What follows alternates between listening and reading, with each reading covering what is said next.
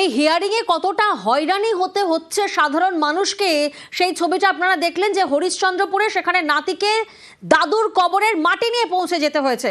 অভিযোগ শুধু এক জায়গা থেকে নয়, একাধিক জায়গা থেকে এই অভিযোগ বারবার আসছে। চন্দ্রকোনায় 29 নম্বর বুথে সেখানেও হয়রানি জারি। গ্রামে 820 ভোটারের মধ্যে 275 জনের নাম শুনানিতে। এসআইআর শুনানি নিয়ে ক্ষোভ বাসিন্দাদের।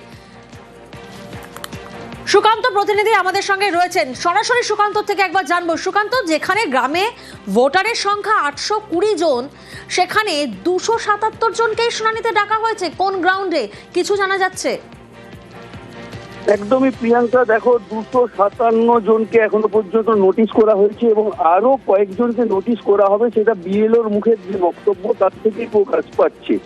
যার ফলে এই যে কৃষ্ণপুর এলাকার মানুষ কিন্তু তারা কবে পুষছেন।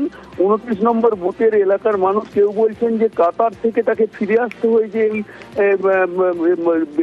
এসআইআর শুনানির জন্য। কেউ বলছেন যে এসআইআর এর শুনানি করতে গিয়ে দেখা যাচ্ছে যে বাবার আরো কয়েকটি সন্তান রয়েছে, সেই সন্তান কোথায়? অর্থাৎ নির্বাচন কমিশনকে আমার ভাইদের বা বোন যদি থাকে তাদেরকে খুঁজে এনে দিতে হবে, এইরকমও দাবি করছেন অনেক ভোটার। এক কথায় চরম হয়রানির মধ্যে, কিন্তু একেবারে চরম হয়রানির মধ্যে পড়তে হচ্ছে গ্রামবাসীকে। কমিশন মানুষগুলোকে বিভ্রান্ত করে ফেলেছে। রাজ্য সরকার আপ্রাণ চেষ্টা করছে, এগুলোকে বারে বারে প্রতিবাদ করছে, তার সত্ত্বেও তাদের কথা শুনছে না। মহা সমস্যায় পড়েছে। হিয়ারিং এ ডাক পড়েছে, হিয়ারিং হয়ে গেছে, 100% হয়রানির উপরে, মানে চরম হয়রানি।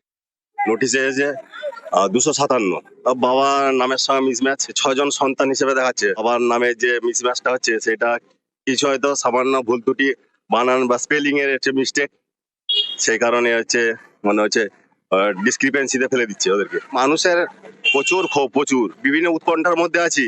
আমরা মানুষের পাশে আছি, ভোটারদের পাশে আছি, যাতে তাদের নামটা ফাইনাল লিস্টে অন্তত ওঠে।